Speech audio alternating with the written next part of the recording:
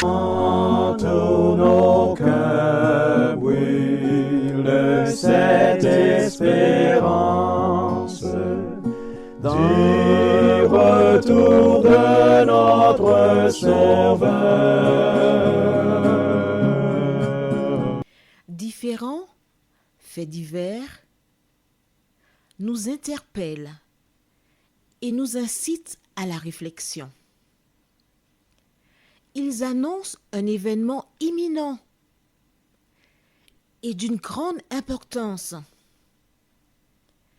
Mais comment l'analyser? En écoutant Jean-Claude qui, à la lumière de la Bible, t'accompagnera et te permettra d'être prête, d'être prêt pour le retour de Jésus. Note que les éditions spéciales sont disponibles sur YouTube. Quelle est la réponse 2? Le 2, c'est le chiffre. Je te salue fraternellement en Jésus-Christ, le Sauveur du monde. C'est Jean-Claude qui partage avec toi cette nouvelle série qui s'intitule « Découvrir la vérité ». Marco et Jean-Claude sommes toujours très heureux de te retrouver afin qu'ensemble nous puissions découvrir la vérité. Aujourd'hui, Abraham en Terra. Prions. Notre Seigneur et notre Dieu, nous te remercions parce que, à travers ces petites études de la Bible, tu révèles la vérité à tes enfants. Elle est progressive. Merci de continuer de nous éclairer, Seigneur. Merci de nous aider à comprendre que la Bible n'a pas été écrite par hasard et qu'il est fondamental pour nous de comprendre que chaque détail a toute son importance. Seigneur, aujourd'hui, nous verrons où se trouvent les morts.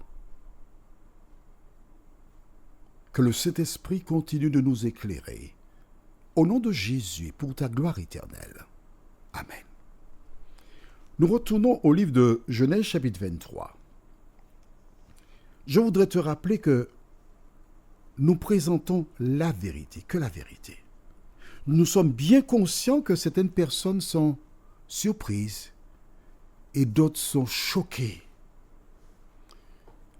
Mais nous n'avons pas le choix que de dire que la vérité. Et toi, tu n'as pas le choix que de reconnaître la vérité. Parce que la vérité, c'est Jésus. Le Sauveur lui-même déclara dans Jean 14, verset 6, « Je suis le chemin, la vérité et la vie. Nul ne vient au Père que par moi. » Tous, toi et moi, nous avons reçu une éducation religieuse. Et plusieurs sont perdus. Mais aujourd'hui, la parole nous éclaire. Permets au Saint-Esprit de continuer de te diriger, de te bénir. Nous lisons aujourd'hui dans Genèse 23, versets 19 et 20, ce qui suit.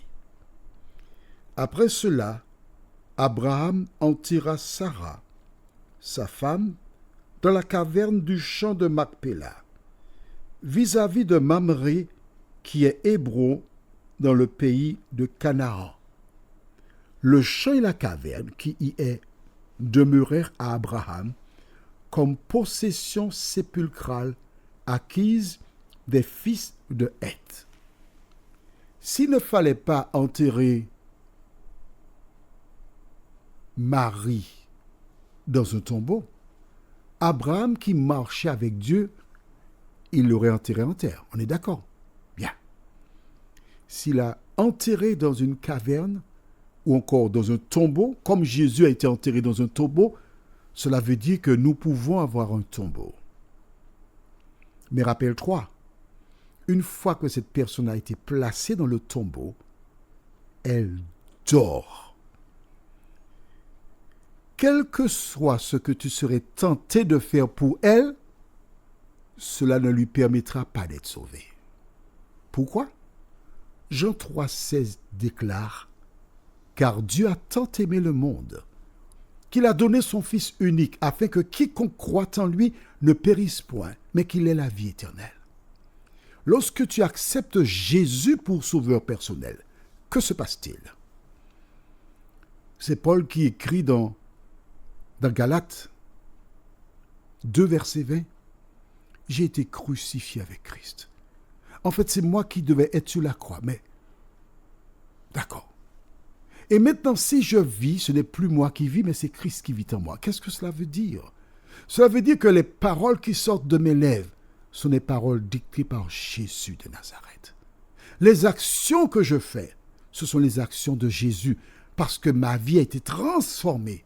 Le même Paul déclare dans 2 Corinthiens 5, verset 17, « Si quelqu'un est en Christ, il est une nouvelle créature. Les choses anciennes sont passées. Voici, toutes choses sont devenues nouvelles. » Alors, une fois que tu es en Christ, tu es une nouvelle créature et tu agis en conséquence. Nous sommes bien d'accord? Bien.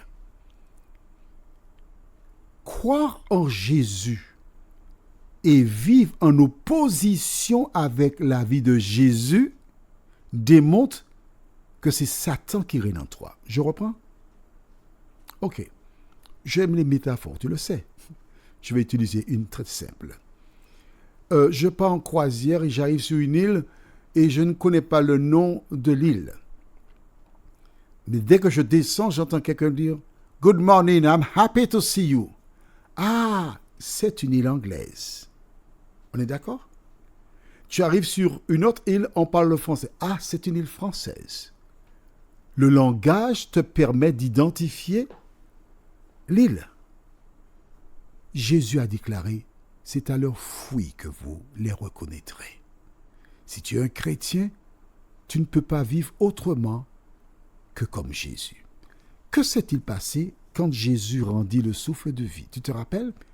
Je t'ai expliqué que Dieu créa l'homme de la poussière de la terre. Il souffla dans ses narines un souffle de vie et l'homme devint une âme vivante. Tu te rappelles? L'homme, c'est la poussière de la terre, plus le souffle de vie. Et l'interrupteur, c'est Dieu le donneur d'ordre. Que s'est-il passé à la mort de Jésus? Allons au livre de Matthieu, chapitre 27. Et je lis au verset 50 jusqu'au verset 52. Jésus poussa de nouveau un grand cri et rendit l'esprit. Et voici, le voile du temple se déchira en deux, depuis le haut jusqu'en bas.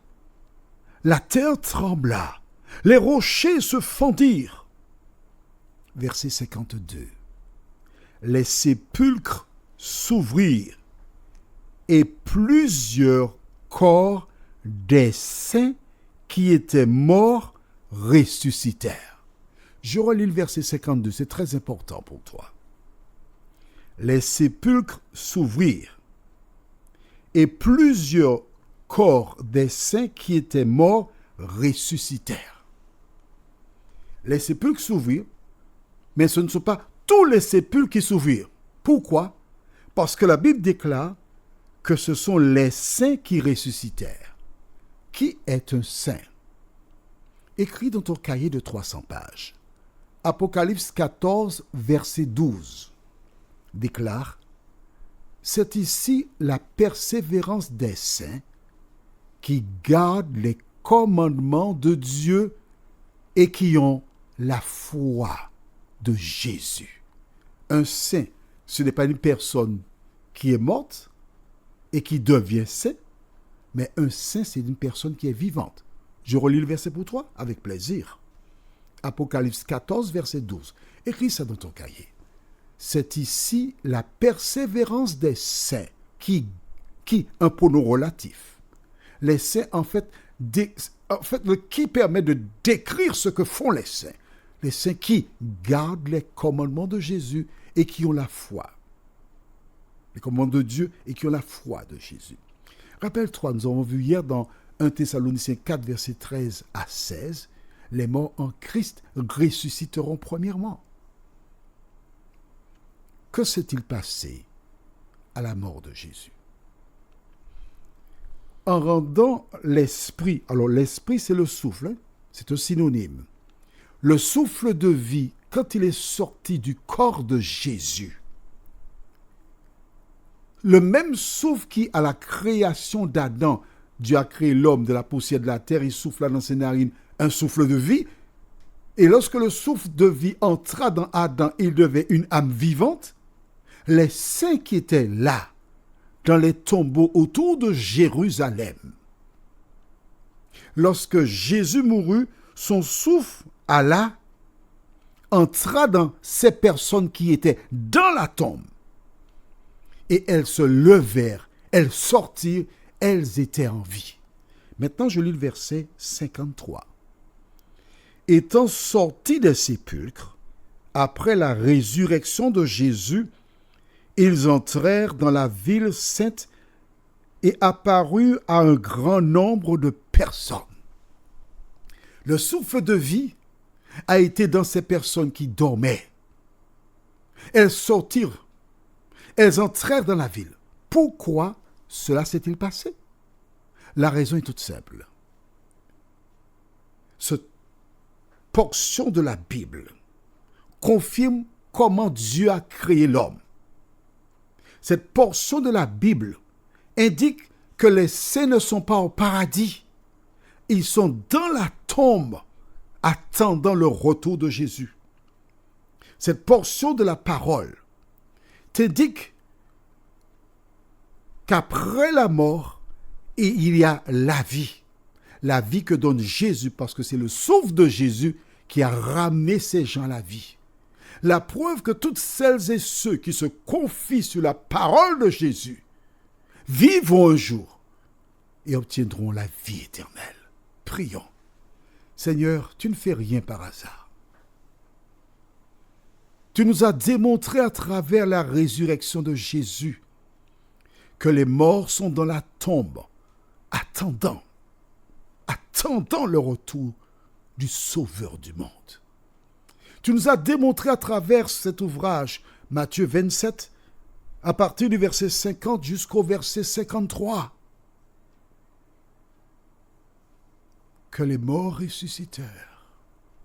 Merci Seigneur de nous aider à lire la Bible, à ne plus nous laisser tromper par des individus qui ne connaissent pas la parole. Nous t'avons prié au nom de Jésus pour ta gloire éternelle. Amen.